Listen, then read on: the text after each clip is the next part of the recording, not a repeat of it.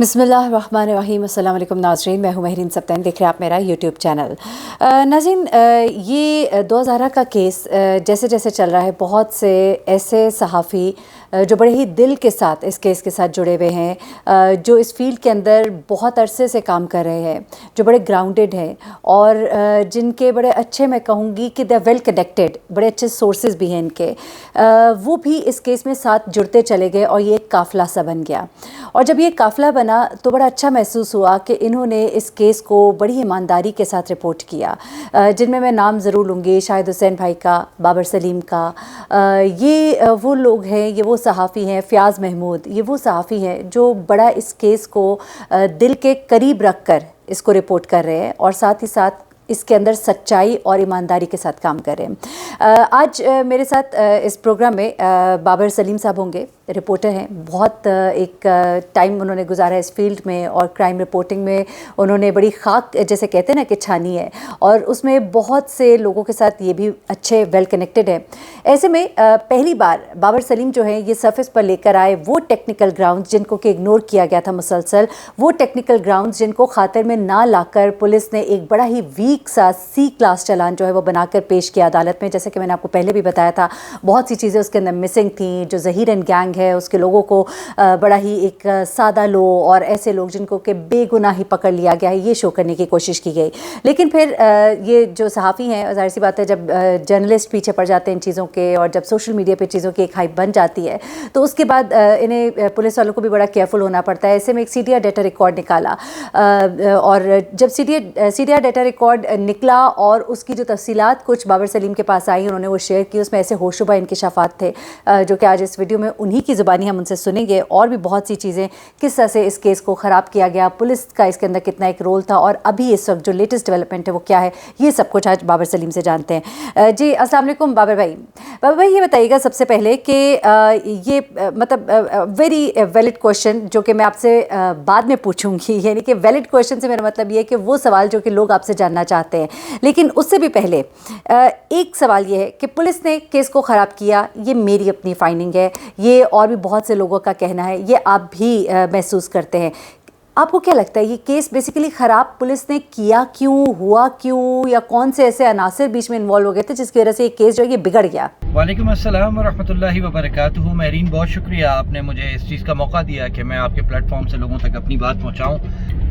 اچھا مہرین، جو مقدمہ ہے وہ یقیناً کمپیریٹیولی کمزور ہے۔ اصل میں جو انیشیل انویسٹیگیشنز ہیں اس میں پولیس اپنا ذہن بنا چکی تھی کہ یہ اغوا کا مقدمہ نہیں ہے، لڑکی بالغ ہے اور اپنی مرضی سے گئی ہے، اور جو لڑکی کے والدین ہیں ان کی جانب سے زیادتی کی جا رہی ہے اور وہ غلط الزامات لگا رہے ہیں۔ پولیس کے آپ کو پتہ ہے اس کیس میں ایک آئی جی تبدیل ہو چکا ہے، 3 آئی اوز تبدیل کیے گئے، اب تو 4 ہو گئے، 4 آئی اوز تبدیل کیے گئے۔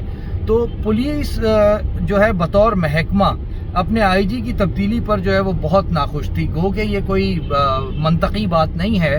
پولیس کا کام تحقیقات کرنا ہے، انویسٹیگیٹ کرنا ہے، حقائق اور سچائی کو سامنے لانا ہے، اور اگر کوئی ملزم ہے تو اس کو سزا دلوانا ہے، اگر کوئی مغویہ ہے تو اس کو بازیاب کروانا ہے۔ لیکن پولیس اس کیس میں تھوڑا سا پرسنل ہوئی۔ آئی جی سندھ کی تبدیلی جو کہ کورٹ کی جانب سے فیصلہ تھا وہ پولیس کو بہت برا لگا۔ پھر میں ایک کڑوی بات کرتا ہوں لیکن جو حقیقت ہے، ہم بطور صحافی حقائق سامنے رکھتے ہیں۔ مہدی کاظمی صاحب کے ساتھ شروع میں جن لوگوں نے اس کیس کو ٹیک اپ کیا تھا، ان کی جانب سے جو بیانات آئے وہ مسلکی بنیاد پر تھے، اور ان بیانات کا بڑا منفی اثر پڑا۔ گو کہ میری بعد میں مہدی کاظمی صاحب سے جب ملاقات ہوئی، میں نے ان سے پوچھا تو انہوں نے واضح طور پر کہا کہ یہ ان کا موقف نہیں تھا، اور نہ وہ آج تک یہ موقف رکھتے ہیں۔ یہ ان لوگوں کا ذاتی موقف تھا، لیکن ان بیانات سے بڑا فرق پڑا، اس پر پولیس کا ذہن بہت خراب ہوا۔ اور پھر میں نے آپ کو بتایا آئی جی سندھ کی تبدیلی، اور پھر پولیس کی ایک روایتی سستی، ہٹ دھرمی اور اپنے سر سے کام کو اتار کر پھینکنے کی جو پریکٹس ہے وہ بھی ایک بڑی وجہ تھی۔ تو یہ 4-5 محرکات ایسے ہیں جن کی وجہ سے اس کیس میں جو کمزوریاں سامنے آ رہی ہیں وہ وجوہات میں نے آپ کو بتائی ہیں، اور حقیقی بات آپ سے اگر کی جائے تو وہ یہ ہے کہ پولیس نے واقعتاً اس کیس کی تفتیش کو بہت خراب کیا ہے۔ اچھا، the question which is very much awaited، یعنی کہ وہ سوال جس کو کہ لوگ جاننا چاہتے ہیں، وہ کون سے ٹیکنیکل گراؤنڈز تھے جن کی بنیاد پر آپ کو یہ یقین ہو گیا کہ یہ گینگ ہے، اور وہ کون سے انکشافات ہیں جو آپ آج میرے پروگرام میں کریں گے؟ اچھا میرین، یہ جو ٹیکنیکل انویسٹیگیشن ہے ہماری، اس میں بڑی چیزیں شروع میں اس وقت ایسی سامنے آئیں کہ ہم خود چونک گئے تھے. اب ایک تو یہ کہ یہ کراچی جو ان کی ٹریولنگ ہوئی وہ بہت تیز آئے، مطلب روٹین میں جو ٹائم لگتا ہے اس سے کچھ کم وقت میں پہنچ گئے. پھر اس کے بعد دو مختلف جگہوں پر ان کی لوکیشنز تھیں، یعنی کہ شبیر کی لوکیشن الگ آ رہی تھی، ظہیر کی الگ آ رہی تھی، اور 5-6 منٹ کے فاصلے پہ دونوں بھائیوں کی لوکیشن ٹاور کنیکٹیوٹی تھی. تو اس سے ہمارا گمان یہ ہے کہ یہ ایک گاڑی نہیں تھی، 2 گاڑیوں میں آئے تھے. اب 2 گاڑیوں میں آئے تو یقیناً دو افراد تو نہیں آئے ہوں گے، یہ 2 سے زائد افراد تھے. یہ چیز ہمیں بہت الارمنگ لگ رہی تھی. پھر کراچی میں آنا، اتنا لمبا سفر کر کے، اور صرف 1 سے 2 گھنٹے کراچی میں رکنا اور پھر دوبارہ واپسی کا سفر اختیار کرنا، یہ چیز بہت الارمنگ تھی. ہم نے جب اس چیز کو دیکھا تو ہمیں احساس ہوا کہ یہ کچھ دیر از سم تھنگ ویری فشی، کچھ سسپیشیس ہے معاملہ. پھر آئے تو یہ سیدھے ہائی ویز سے، جو روٹین مطلب نارمل لوگ آتے ہیں جیسے ہم اور آپ ٹریولنگ کرتے ہیں.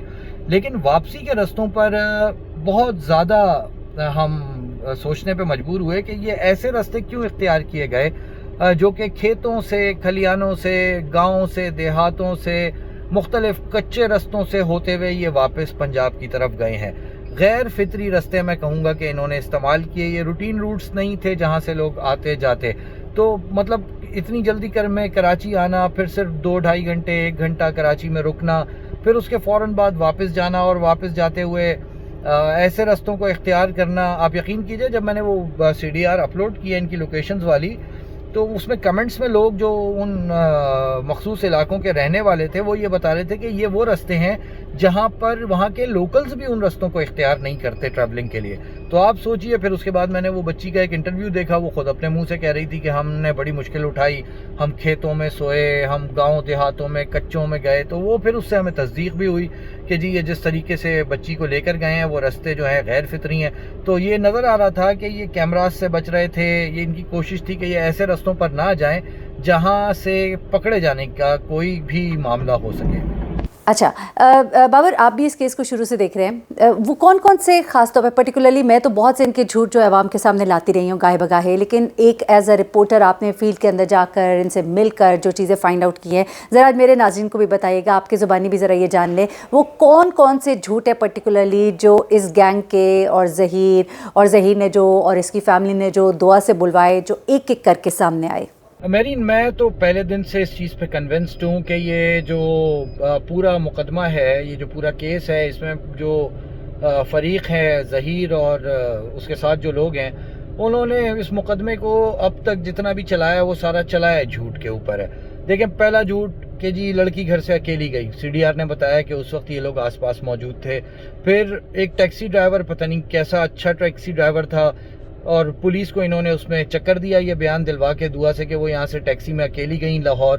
اب پولیس اس ٹیکسی ڈرائیور کو ڈھونڈے جائے، پر کراچی میں لاکھوں ٹیکسیاں چل رہی ہیں، کہاں سے اس ڈرائیور کو ڈھونڈیں گے؟ CCTV فوٹیج کوئی موجود نہیں تھی. یہ جھوٹ ان کا بڑا، اور یہ بیسیکلی وہ جھوٹ تھا جس نے ہمیں مجبور کیا کہ ہم ٹیکنیکل سائٹ پہ جائیں اور دیکھیں کہ حقیقت کیا ہے، سچ کیا ہے، جھوٹ کیا ہے. پھر اس کے ساتھ ابھی آپ کو لیٹسٹ پتہ ہوگا کہ دعا نے جو ہے وہ دارالامان جانے کی جو درخواست دی تھی، اس میں دیکھیں اتنا کلیئر ہے کہ جی میں داتا دربار، انہوں نے اپنا ایڈریس بتایا اور کہا جی میرا شوہر کے ساتھ تعلقات خراب ہیں. پھر ایک جھوٹ ان کا وہ بڑا امپورٹنٹ کہ جی لڑکی کی عمر جو ہے وہ 18 سال ہے. نکاح نامے پہ انہوں نے لکھوایا کہ لڑکی کی عمر 18 سال ہے. اب جھوٹ پر جھوٹ، پتہ نہیں کتنے جھوٹ یہ مزید آگے بولیں گے. لیکن ہوا یہ ہے کہ انہوں نے جتنے بھی جھوٹ بولے ہیں وہ سارے کے سارے جو ہے نا، وہ ان کی قلعی کھل گئی، وہ چھپ نہیں سکے. جھوٹ کے پیر نہیں ہوتے، جھوٹ پکڑا جاتا ہے. یہ مثال جو ہے نا، یہ اس مقدمے میں بڑے واضح طور پہ کلیئر ہوئی کہ واقعی جھوٹ کے پیر نہیں ہوتے. اب داتا دربار پہ کا ایڈریس دے دینا، اس وقت یہ کراچی میں، اور پولیس نے کل انہوں نے پیش ہونا ہے غالباً اس کے لیے اپنی ضمانت کے لیے. انہوں نے پھر کوئی جھوٹ بول دینا ہے، کوئی نیا ڈرامہ کر دینا ہے جی کہ ہمارے ساتھ یہ مسئلہ ہے، وہ مسئلہ ہے. تو جھوٹ تو بے تحاشا ہے. میں نے آپ کو بتایا وہ ٹیکسی ڈرائیور والا جھوٹ بہت زیادہ، جس پہ پولیس کی انویسٹیگیشن ہی پوری گھوم گئی تھی. پولیس چکر کھا گئی تھی اور ڈھونڈتی پھر رہی تھی کہ کوئی ٹیکسی ڈرائیور ایسا مل جائے. پھر یہ جو ابھی انہوں نے کہا کہ جی ہم کراچی آئے نہیں تھے، CDR نے بتا دیا کہ بھائی آپ کراچی آئے تھے، آپ کی پریزنس تھی. تو جھوٹ کی بنیاد پر تو ویسے بھی آپ کو پتہ ہے مقدمات بہت زیادہ چلتے نہیں ہیں، شفاف تحقیقات ہوں تو ملزم پکڑا ہی جاتا ہے، اور وہ مجھے اس کیس میں ہوتا ہوا نظر آ رہا ہے۔ اچھا، ایک اور چیز بابر سلیم صاحب، کیونکہ میں جانتی ہوں آپ لوگ کی کچھ لمیٹیشنز ہوتی ہیں، کچھ چیزیں آپ لوگ نہیں بھی بتا سکتے ہوتے، لیکن کچھ انفارمیشن ہے جو میں سمجھتی ہوں کہ میں شاید بتا سکتی ہوں، کیونکہ آپ لوگ ابھی فیلڈ میں کام بھی کر رہے ہیں، آپ لوگ چینلز کے ساتھ کنیکٹڈ بھی ہیں۔ اب جس طرح جو کل آرگیومنٹ ہوگا اس میں جو آئی او صاحب ہے، کیونکہ سی کلاس چلان اس کو ڈسکس کیا جانا ہے، جو آئی او صاحب ہیں ان کے اوپر بڑے کویشچنز ریز ہوں گے، اور ان کے بارے میں آئی ایم شیور جبران ناصر ان کا کچا چھٹا کھولیں گے، اور بڑے ہوش و انکشافات ڈیفینیٹلی ہوں گے جو کہ میں کل رپورٹ کروں گی انشاءاللہ۔ لیکن اس وقت تک ابھی جو چیزیں آپ کے سامنے آ رہی ہیں، لیٹسٹ ڈیولپمنٹ کیا ہے، کیا ہونے جا رہا ہے؟ اچھا میرین، بہت ساری چیزیں ہیں جو ابھی تو کیس چلنا شروع ہوا ہے، اس سے پہلے تو کیس کسی رستے پر آ ہی نہیں رہا تھا۔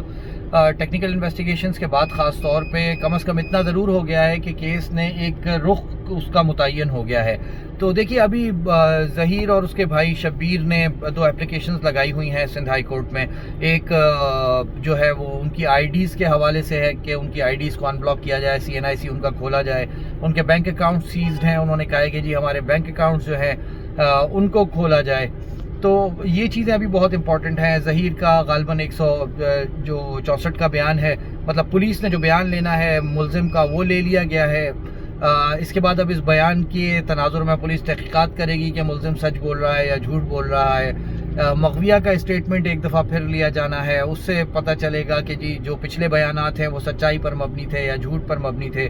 ضمنی حتمی چالان پیش ہونا ہے، اس پہ چالان میں دفعات کا جو اندراج ہے وہ بڑا امپورٹنٹ ہے کہ کون کون سی دفعات لگائی جا رہی ہیں۔ ابھی 363 انہوں نے لگائی ہے، یعنی بیلا پھسلا کر کسی کو ساتھ لے جانا، جبکہ دعا کے جو لائرز ہیں ان کا کہنا یہ ہے کہ اس پر 365 بننی چاہیے، یعنی کہ پراپر اغوا کا مقدمہ ہونا چاہیے، کیونکہ سزائیں اس حساب سے نہیں ہوتی ہیں۔ اور اس تمام معاملات میں ابھی بہت کچھ ہونا باقی ہے، بہت ڈیولپمنٹس باقی ہیں۔ میں یہ ضرور کہہ سکتا ہوں کہ کیس نے اپنے صحیح رخ پر اب اس کا تعین کر لیا گیا ہے کہ کس رخ پر اس کو چلانا ہے، اور ایویڈنسز کافی جمع ہو چکے ہیں، شواہد کافی جمع ہو چکے ہیں۔ تو ہر پیشی اور ہر ہیئرنگ جو ہے وہ میرے خیال سے چونکا دینے والی چیزیں سامنے لے کر آئے گی، اور ہم امید کرتے ہیں کہ پولیس شاید اب تحقیقات ایمانداری سے کرے، اور لائرز جو ہیں وہ اپنی محنت پوری کر رہے ہیں۔ تو اللہ نے چاہا تو ہر چونکا دینے والی جو چیز سامنے آئے گی وہ بطور ثبوت اور شواہد ہی آئے گی ملزم کے۔ بہت شکریہ بابر سلیم، آپ ہمارے ساتھ موجود تھے اور بڑے اہم انکشافات بھی کیا آپ نے ہمارے پروگرام میں، اس کے لیے بہت شکریہ۔ انشاءاللہ آپ سے رابطے میں رہیں گے، کیونکہ اس کیس پر آپ بھی کام کر رہے ہیں، اور گاہے بگاہے آپ سے پوچھتے رہیں گے کہ کیا اس پہ چل رہا ہے۔ جی ناظرین، آپ نے سنا کہ بابر سلیم نے کیا کچھ بتایا، اور ڈیفینیٹلی اس میں سے بہت سی چیزیں میں آپ کو پہلے بھی بتا چکی ہوں، اور آپ کو ریکنفرم ہو گئی ہوں گی کہ ہم جو کچھ معلوم کر رہے ہیں وہ اپنے اون پر، میں اپنے اون پر، کچھ ہم ان سے مدد لیتے ہیں، کچھ ہم ان لوگوں سے پوچھتے ہیں، کچھ ہمیں کچھ اور ذرائع سے پتہ لگتا ہے، تو چیزیں مور اور لیس وہی ہیں جو ہم سب کی فائنڈنگز ہیں۔ اور یہ میں مستند رپورٹرز کی بات کر رہی ہوں، ان لوگوں کی نہیں بات کر رہی جو ایک عجیب سا انہوں نے گروپ گینگ بنا لیا اور بیٹھ کر عجیب و غریب سے گفتگو کرتے ہیں۔ تو کوشش ہوگی حق اور سچ کو سامنے لے کر آئیں۔ مجھے مہرین سبتین کو اجازت دیجیے گا، اپنی دعاؤں میں مجھے بھی یاد رکھیے گا، اپنا بہت خیال رکھیے گا۔ اللہ حافظ۔